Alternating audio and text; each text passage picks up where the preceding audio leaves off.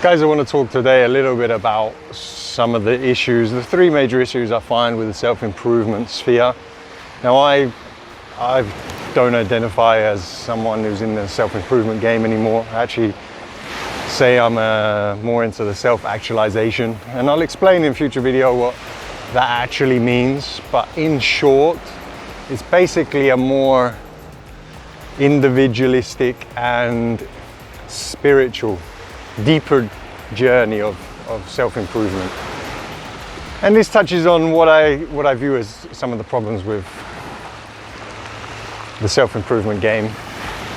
Now, the self-improvement game is largely a very positive thing. It's a great thing. I think everybody really should be on it to some extent, trying to improve themselves, trying to improve their lives. I think that's a great thing.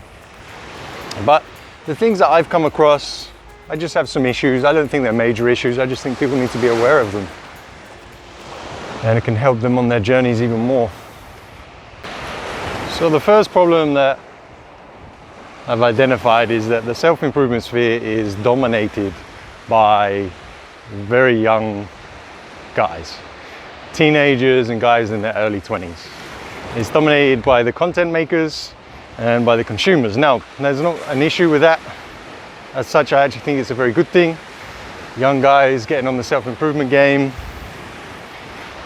That's what you want. You want young guys working on themselves, improving on themselves. It's a really fantastic thing. The only issue I have is that the creators, when it's being dominated by such young guys, is that they have very little life experience. You know, so many content makers, they're, 19, 20, 21, 22. At that age, you're just so young. You've got very little life experience, very little wisdom, and real hard-earned knowledge. And that's a problem because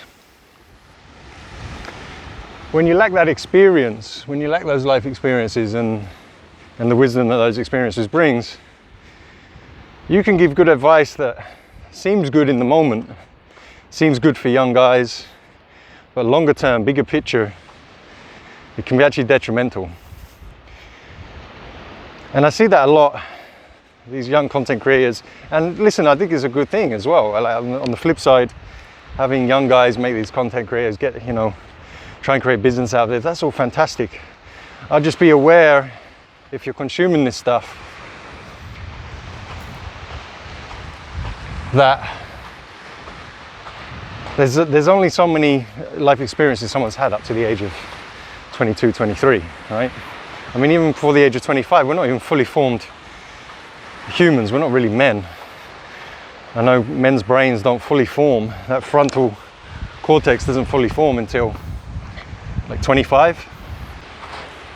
And when you're that young, you haven't, like I said, the life experiences are pretty minimal. Maybe you've had like a difficult upbringing, and that's going to create some wisdom. Wisdom is often earned through struggle and experience.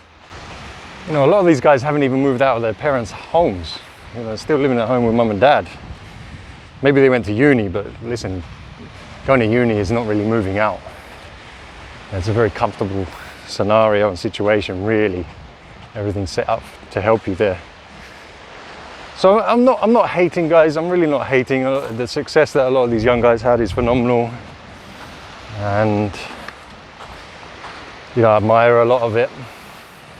I would just be aware, if you're consuming it, be aware of some of the advice. It might just be some short-term fixes because they lack that wisdom. And listen, I'm 33, right? I still think I'm pretty young, and there's still plenty more knowledge and wisdom for me to learn. But yeah, I'm sort of loath to take too much advice from a 21-year-old who's only been an adult for 3 years. And that leads me to the next problem I've identified, and I think this is linked into the sphere being so dominated by young guys, because they're really motivated and controlled, really, or certainly directed by their hormones, etc. And that is, it's very orientated around the shallow aesthetics, looks, and trying to gain attention from women, trying to get girls, trying to get into relationships or trying to hook up and hook up culture. And look, it's no surprise, you know, when you're young and listen, it's a young man's game, this self-improvement thing. I mean, I look through all the comments on many other guys' channels and it's dominated by 16, 17, 18-year-olds, you know, 20, 21, 22-year-olds. So it's no surprise it's so focused around that and it's orientated around that. But really in reality, and when you've been, as you get older, you realize that it's very shallow level. This aesthetics game, this looks maxing and trying to learn game and get women and hook up culture. It's shallow level, and I feel like the self-improvement game it values it too highly. It's almost orientated around all of that. You're orientated around improving your looks. Even the fitness side of things is very aesthetics focused, bodybuilding, etc. And you know, it's very shallow level, and if you play that game long enough and you get old enough, eventually you just kind of be feeling left a little bit empty. You felt like, I know I was doing that game for a little bit too long, and I just felt like I was keeping myself busy without really going anywhere. You know, it was self-improvement, but it's a very small part of it. And I'm not saying aesthetics and focusing on aesthetics and improving game and trying to hook up is not important. I definitely say guys should focus on that stuff and get some of that stuff out of their system. It's just that I don't think it should be valued so highly, and the whole thing shouldn't be orientated around it. I think it should be relatively lower down on the list. There's so much more important things about improving yourself and understanding yourself and developing yourself that there's nothing to do with that. And you should take the lessons you learn from it and apply it, absolutely, but don't heavily emphasize it too much. And I feel like the sphere is. And it's just kind of a shallow thing, and it's not really that important in the grand scheme of things. And the last thing I sort of identified about it is that the self-improvement game is a very selfish game. And it should be, especially when you're young and you're trying to figure yourself out and figure out the world, and you've got a plan, you've got a long-term plan, and you should have a long-term plan. We should be trying to peak, right? Chris from First Man says this, a man's peak is from 35 to 50, and if you set up your life right, that's the way it should. You should be at a peak in almost all areas by then. And I agree, and you need to be selfish when you're young and you don't have responsibilities and family and kids and whatnot. But don't get too bogged down in the weeds of that. Don't get too self-indulged. And what you do is you just miss the bigger picture. I had a real smack in my face recently. I watched a phenomenal video from, I think it's the YouTube channel Stories of Old, about this, and talking about the heroic masculine journey. And that's what a lot of the sphere is focused on, the manosphere as well, and the self-improvement game is about this journey we're on, and it's heroic, it's masculine, and we're trying to help other men, and in the end you lose sight of the bigger picture, and that is the people that you love the most and care about the most and love you and care about you the most. They're the ones that really matter, and you sort of lose sight of that when you get too selfish and bogged down in this journey of creating a business and improving yourself, because it becomes all about me, and you think you're doing it, you think you're doing a noble thing because you're trying to create a business that helps other men and helps other people and create content to inspire people, when you're pushing your loved ones away. I'll give you an example of that with myself.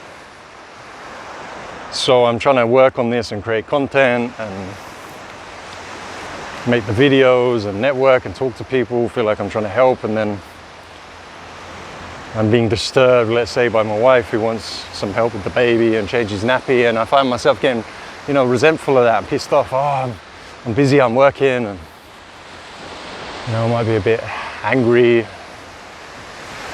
And that's a terrible thing to do. It's incredibly selfish. They're the ones that matter. They're the ones that I'm doing it for ultimately the most. And if I get too bogged down in myself and my own purpose, then eventually there'll be no one left to do it all for. So I'd be really aware of that, guys. Don't get too blinkered and push away the ones that really matter whilst you're on this journey. And it's definitely about trying to find a balance with that. Put yourself first and everything else, yes, whilst you can, whilst you're young, lacking that responsibilities, but you know, there is a balance to pay. Otherwise there will be a price to pay. So anyway, let me know what you think. I'd love to hear if you found any other issues with the whole Sphere self-improvement game.